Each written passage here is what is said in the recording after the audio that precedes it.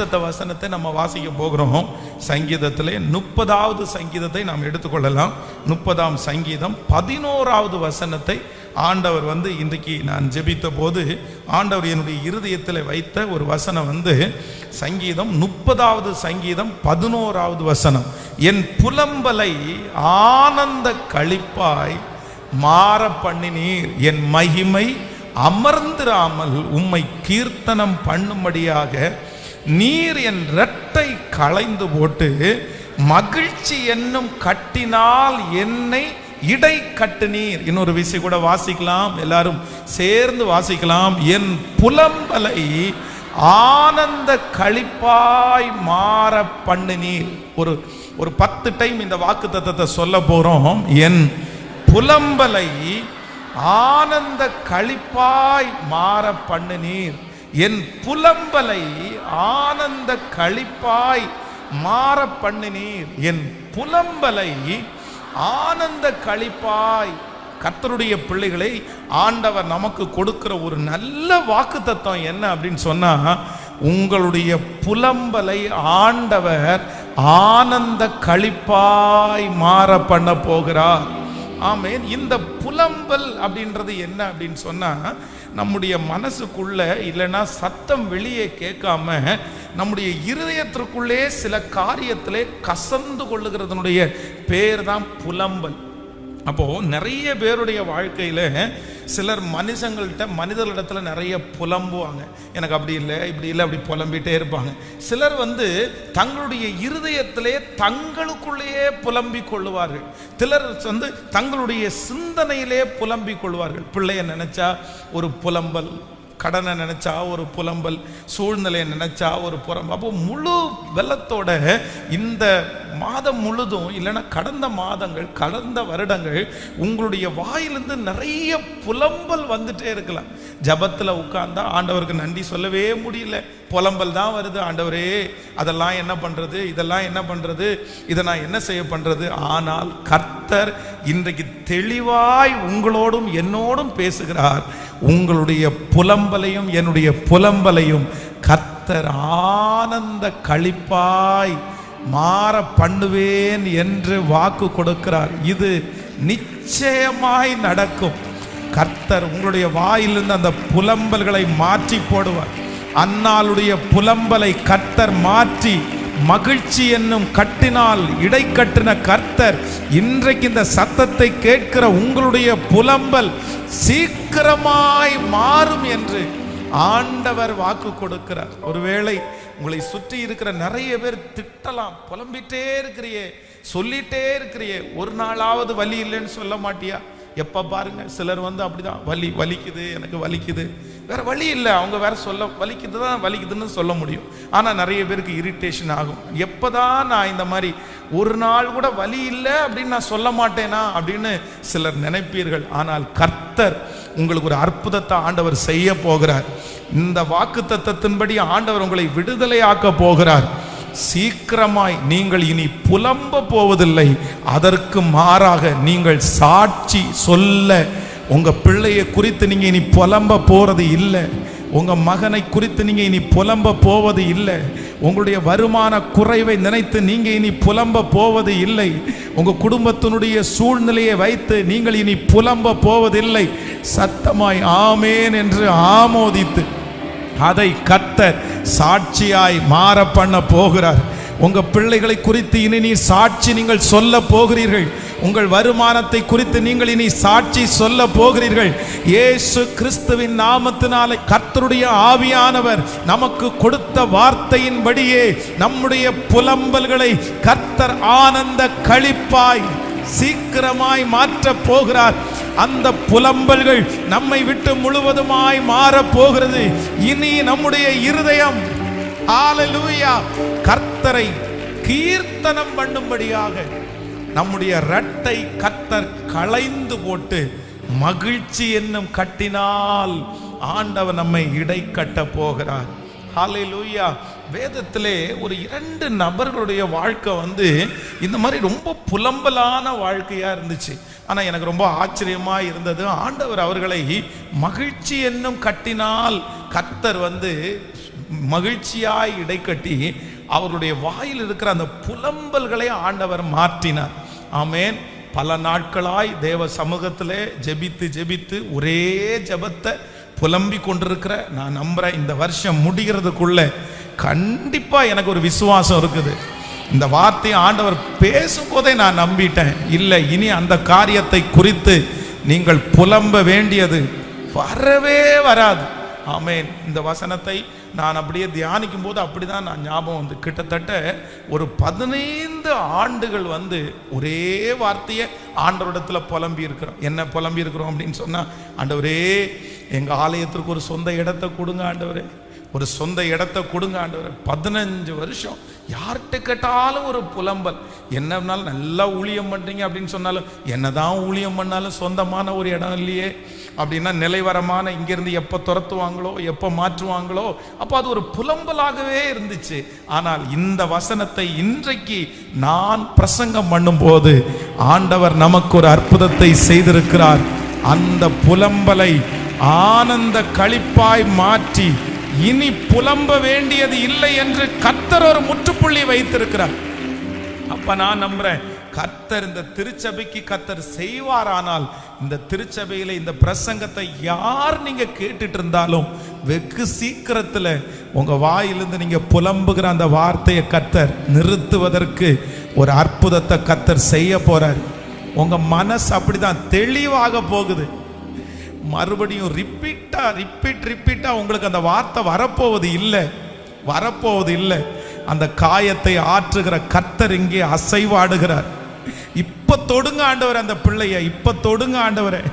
என்னுடைய சகோதரி எந்த வாலிப பிள்ளைய நினைச்சு புலம்பிட்டே இருக்கிறாங்களோ, ராத்திரி பகலா புலம்பிட்டே இருக்காங்களோ, இப்போ இந்த பிரசங்கம் நடந்து கொண்டிருக்கும் போது உங்க வல்லமை அந்த பிள்ளைய போய் தொட்டு மாற்றி விடுதலை கொடுத்து, எஸ் ஆமேன் ஆமேன் ஆமேன், எங்களுடைய புலம்பலை ஆனந்த களிப்பாய் மாற்றுகிற கர்த்தர் இப்பொழுது கிரியை செய்வீராக, இப்பொழுது கிரியை செய்வீராக. அந்த திருமணம் நடக்கட்டும், அந்த குழந்தை பாக்கியம் கிடைக்கட்டும், அந்த வியாதி சரி ஆகட்டும், அந்த சமாதானம் உண்டாகட்டும். ஓ ஹalleluya. இனி உம்முடைய பிள்ளைகள் புலம்பலோடு வருவது இல்லை, ஆனந்த களிப்போடு சாட்சியோட கர்த்தர் நீர் வர செய்வதற்காக நன்றி. ஆமேன் சொல்லுங்கள். வேதத்தை திறந்து அந்த மனுஷன் நம்ம வாசிக்க போறோம். ஆதியாகமம் 37ஆம் அதிகாரத்திலே 2வது வசனத்தை வாசிக்கலாமா? 37ஆம் அதிகாரம் 2வது வசனம். ஆதியாகமம் 37:2. யாக்கோபுனுடைய சந்ததியின் வரலாறு. யாக்கோபு 17 வயதிலே தன் சகோதரனுடனே ஆடுகளை மேய்த்து கொண்டிருந்தான். அந்த இளைஞன் பில்காள் சில்பாள் என்னும் தன் தகப்பனுடைய மறுமனையாட்டிகளின் குமாரரோடையே இருந்து அவர்களுடைய துன்மார்க்கத்தை தன் தகப்பனுக்கு சொல்லி வருவான். கவனிங்க ஆண்டவருடைய பிள்ளைகளே, இங்கே 17 வயசுல யாக்கோபு அவனுடைய குமாரனாகிய யோசேப்பை குறித்து வேதம் சொல்லுது. இந்த யோசேப்பை ரொம்ப அதிகமாக யாக்கோபு நேசித்தான். ரொம்ப நேசித்ததுனால அவருக்கு பல வர்ண அங்கியை வாங்கி கொடுத்து அழகு பார்த்தார். பாருங்க, தன்னுடைய சகோதரர்கள் எல்லாரும் ஆடு மேய்க்கிறதுக்காக போகும்போது அவர்களுக்கு சாப்பாடு கொடுக்கறதுக்காக கொடுத்து அனுப்புறார். அப்போ போடும்போதே என்னன்னா, அந்த அந்த பலவர்ண அங்கி தன்னுடைய தகப்பன் வாங்கி கொடுத்தது அந்த பையனுக்கு ரொம்ப பிடிச்சிருச்சு. உடனே அதை போட்டுட்டு போறான். அங்கே போகும்போது அவர்களை அடித்து அவனை விற்று போட்டுட்டு அந்த ட்ரெஸ்ஸை எடுத்து அந்த ட்ரெஸ்ஸை கிழிச்சு அதில் கொஞ்சம் ரத்தத்தை தேய்த்து தன்னுடைய தகப்பனாருடைய கையில் கொண்டு போய் கொடுக்குறாங்க. இந்த மாதிரி நாங்கள் வழியில் இதை கண்டெடுத்தோம், உங்களுடைய பிள்ளையினுடைய வஸ்திரம் மாதிரி இருக்குது, கொஞ்சம் பாருங்க. எப்படி அந்த சூழ்நிலை நீங்கள் நினச்சி பாருங்க. தான் பெற்ற பிள்ளை சாப்பாடு கொடுக்கறதுக்காக அனுப்பப்பட்ட ஒரு பிள்ளையினுடைய ட்ரெஸ்ஸு போகும்போது அவ்வளோ அழகாக இருக்குடா, ரொம்ப அழகாக இருக்குது, இதை போட்டா போற, உங்க அண்ணன் தம்பியை பார்க்க இதை போட்டா போற, சரி பத்திரம் அப்படின்னு சொல்லி அனுப்பி வச்சது. பிள்ளை வரல. பிள்ளை வராம வெறும் அந்த பிள்ளையினுடைய ட்ரெஸ்ஸு, அதுவும் அந்த ட்ரெஸ்ஸு முழுமையாக வரல. அந்த பிள்ளையினுடைய ட்ரெஸ்ஸு முழுக்க ரத்த கரைப்பட்டிருக்குது. அந்த பிள்ளையினுடைய ட்ரெஸ்ஸு நிறைய இடங்களில் கிழிஞ்சு போயிருக்குது. அதுவும் தான் ரொம்ப உயிருக்குயிராய் நேசித்தவன். உடனே யாக்கோபு வந்து ரொம்ப புலம்ப ஆரம்பிச்சிட்டார். என் மகனே, என் மகனே. எப்படி இருக்கும் ஒரு குடும்பத்திலே ஒரு பிள்ளையை இழந்த தாய்க்கு, தகப்பனுக்கு அந்த வேதனை ரொம்ப பெருசா இருக்கும். அப்போ இந்த புலம்பல் பல நாட்களாய் நீடிச்சுட்டே இருக்குது, பல வருஷமாய்.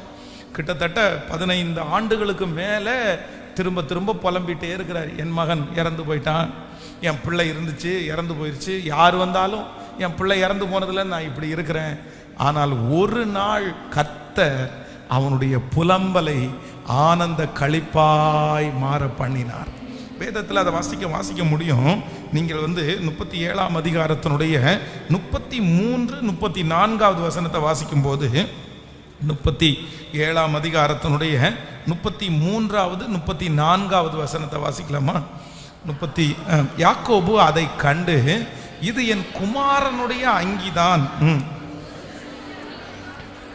ஒரு துஷ்ட மிருகம் அவனை பட்சித்து போட்டது, யோசேப்பு புயிருண்டு போனான் என்று புலம்பி தன் வஸ்திரங்களை கிழித்து தன் அறையிலே இரட்டை கட்டி கொண்டு அநேக நாள் தன் குமாரனுக்காக துக்கித்து கொண்டிருந்தான். நீங்கள் 45ஆம் அதிகாரம் 28வது வசனத்தில் வாசிக்கலாமா?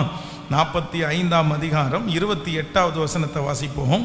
45:20. அப்பொழுது இஸ்ரவேல், என் குமாரனாகிய யோசேப்பு இன்னும் உயிரோடு இருக்கிறானா? இது போதும், நான் போய் மரணம் அடையும் முன்னே போய் அவனை பார்ப்பேன் என்றான். ஒரு விஷயம் கூட வாசிக்கலாம். அப்பொழுது இஸ்ரவேல், என் குமாரனாகிய யோசேப்பு இன்னும் உயிரோடு இருக்கிறானே, இது போதும், நான் மரணம் அடையும் முன்னே போய் அவனை பார்ப்பேன் என்றான். ஹல்லேலூயா.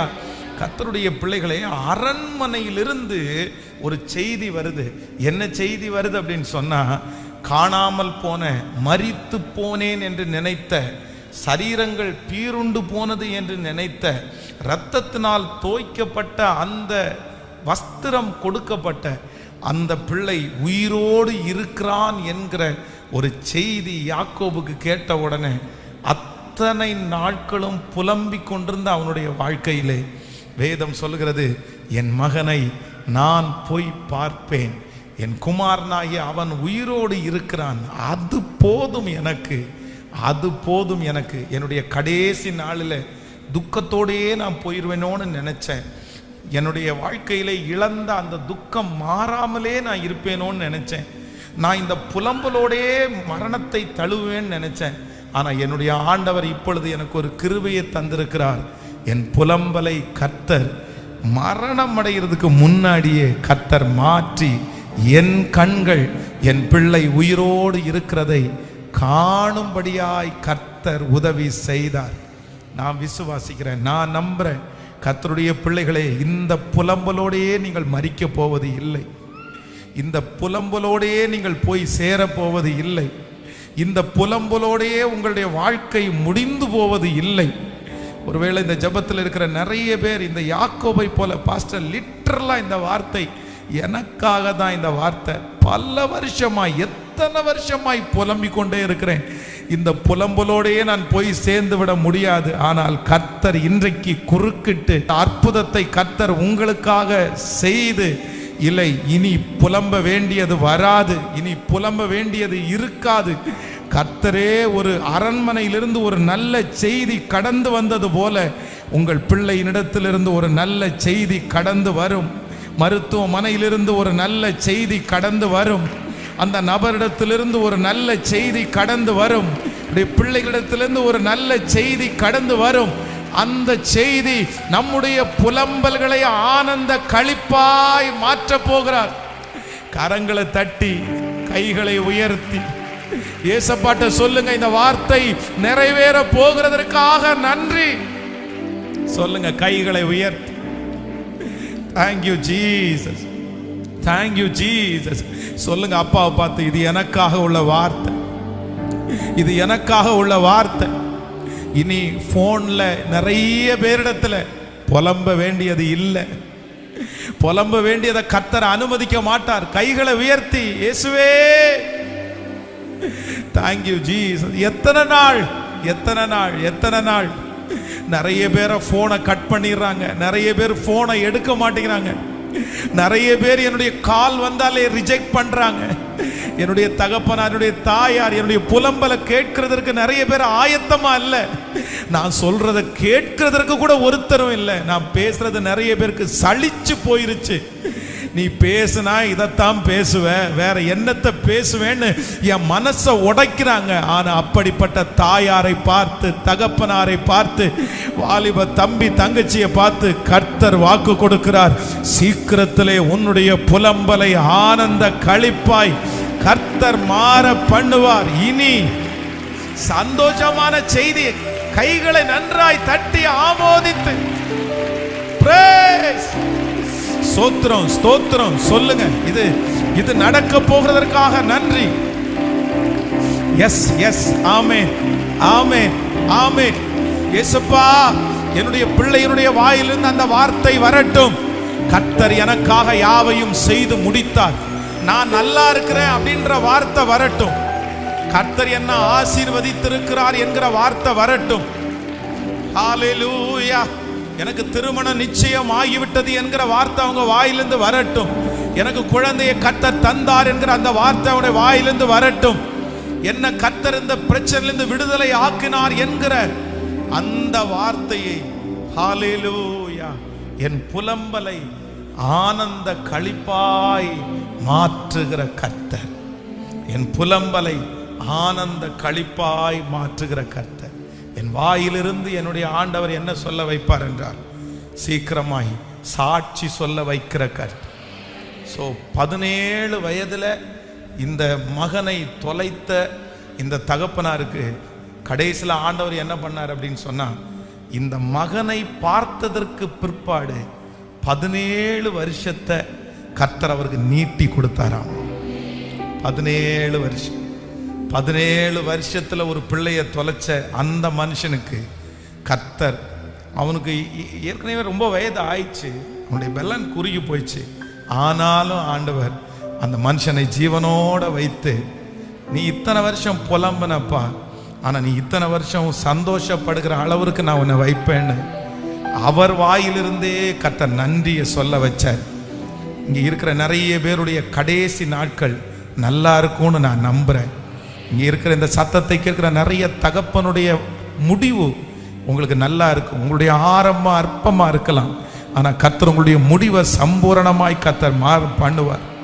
உங்களுடைய சஞ்சலத்தோடைய கர்த்தர் எடுத்துக்க மாட்டாருன்னு கர்த்தர் வாக்கு கொடுக்கிறார். இல்லை, உங்களை சந்தோஷத்தோட தான் கர்த்தர் எடுத்துக்குவார். நீங்க சந்தோஷத்தோட தான், இந்த கர்த்தருடைய வருகை தாமதிக்குமானால் நீங்க சந்தோஷத்தோட தான் கர்த்தரை போய் சந்திப்பீங்க, சந்தோஷத்தோட தான் சந்திப்பீங்க, கண்டிப்பாய் நன்மையோட தான் சந்திப்பீங்க.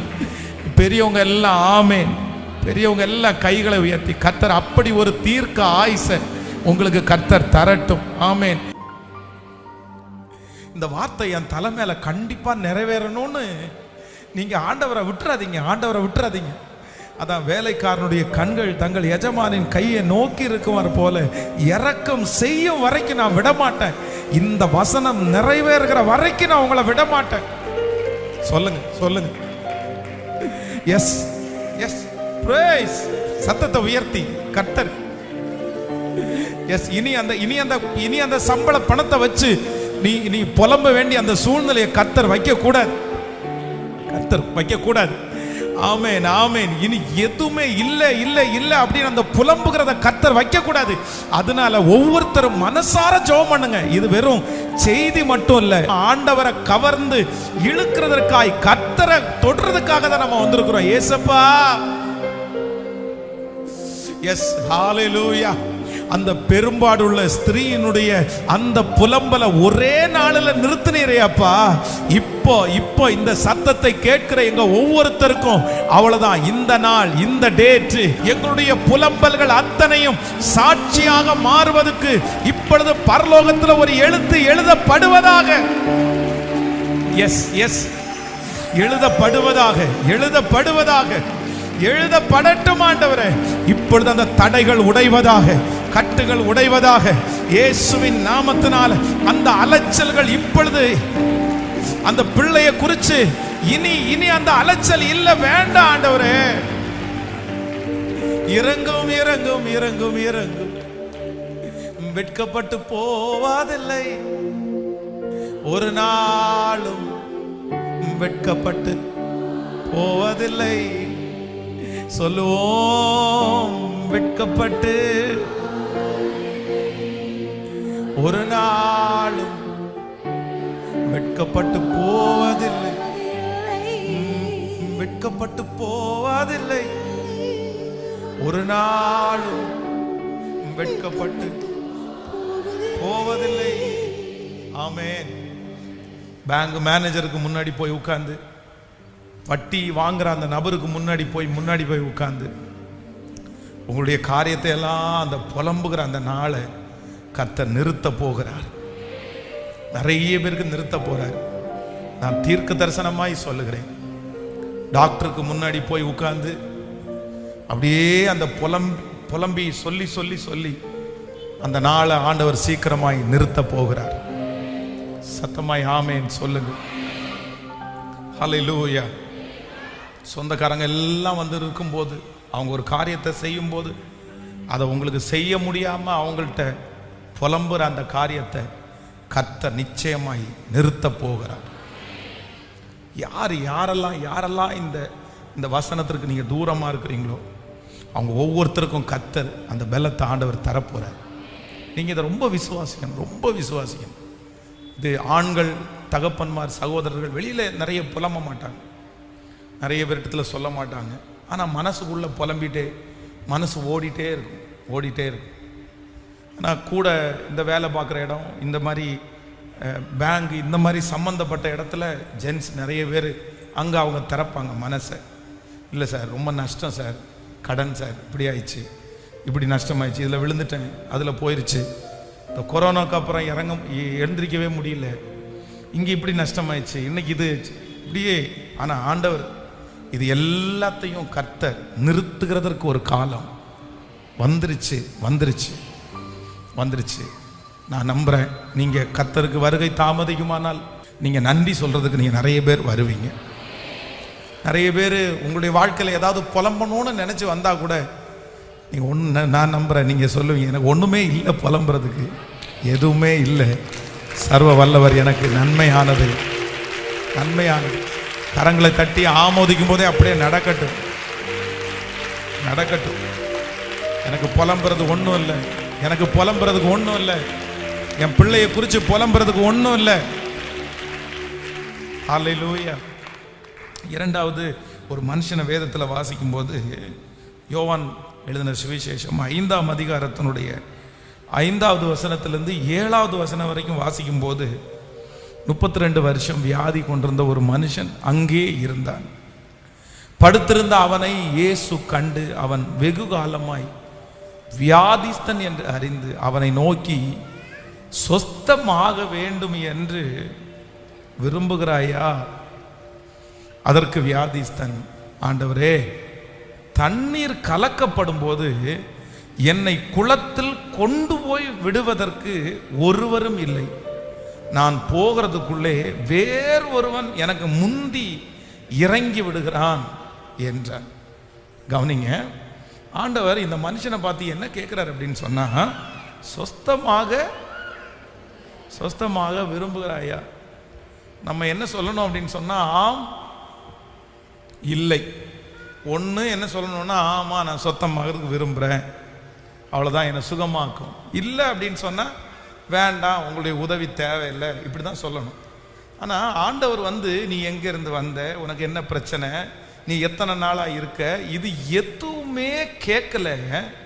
ஆனால் இந்த மனுஷனிடத்துல சொஸ்தமாக விரும்புகிறாயா அப்படின்னு கேட்ட அடுத்த நிமிஷத்திலேயே இந்த மனுஷன் என்ன சொல்றான்னா, ஆண்டவரே, இந்த தண்ணீர் கலக்கும் போது என்னை கொண்டு போய் விடுவதற்கு ஒருத்தருமே இல்லை.